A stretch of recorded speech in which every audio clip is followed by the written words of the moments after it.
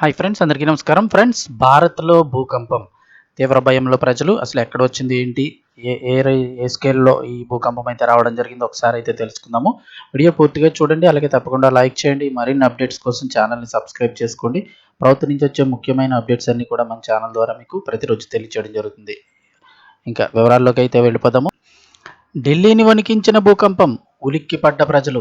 దేశ రాజధాని ఢిల్లీలో తెల్లవారుజామున భూకంపం సంభవించింది. ఉత్తర ఢిల్లీ ప్రాంతంలో భూమి కంపించడంతో నిద్రపోతున్న ప్రజలు ఒక్కసారిగా ఉలిక్కిపడి భయాందోళనలతో ఇళ్ల నుంచి బయటకు పరుగులు తీశారు.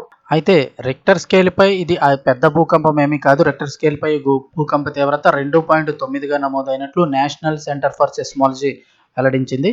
ఈ భూకంపం చాలా తేలికపాటిది కావడం వల్ల ఎలాంటి ప్రాణ నష్టం కానీ ఆస్తి నష్టం కానీ జరగకపోవడంతో అధికారులు ఊపిరి పీల్చుకున్నారు. మ్యాక్సిమం ఏంటంటే 4-5 దాటితే కాస్త తీవ్రంగా భావించవచ్చు. 6-7 అంటే అతి తీవ్ర భూకంపం కింద అయితే భావిస్తారు. 2.9 అనేది అది కొంచెం తేలికపాటి భూకంపంగా అయితే చెప్తూ ఉంటారు.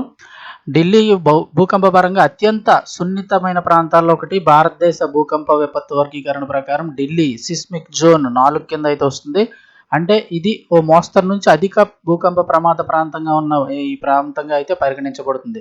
గతంలో కూడా ఇక్కడ పలుమార్లు భూకంపాలు వచ్చాయి. ఈ ఏడాది జూన్ 27వ తేదీన ఆఫ్ఘనిస్తాన్ కేంద్రంగా 6.2 తీవ్రత భూకంపం వల్ల ఢిల్లీతో పాటు ఉత్తర భారతదేశం అంతా తీవ్ర ప్రకంపనలు వచ్చాయి. అలాగే ఏప్రిల్ నెలలో కూడా ఢిల్లీ, చండీగఢ్, జమ్మూ కాశ్మీర్ ప్రాంతాల్లో భూమి భారీగా కంపించింది.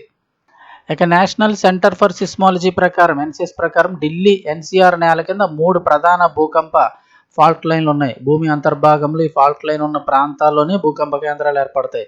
ఈ లైన్లు ఎక్కడని చూస్తే కనుక ఢిల్లీ కింద ఉన్న 3 లైన్లు ఎక్కడంటే ఢిల్లీ మొరదాబాద్ ఫాల్ట్ లైన్ ఒకటి, మథురా ఫాల్ట్ లైన్ ఒకటి, సోహ్నా ఫాల్ట్ లైన్ ఒకటి. ఈ లైన్లలో కదలికలు సంభవించినప్పుడు ఢిల్లీ పరిసర ప్రాంతాల్లో భూమి కంపిస్తూ ఉంటుంది.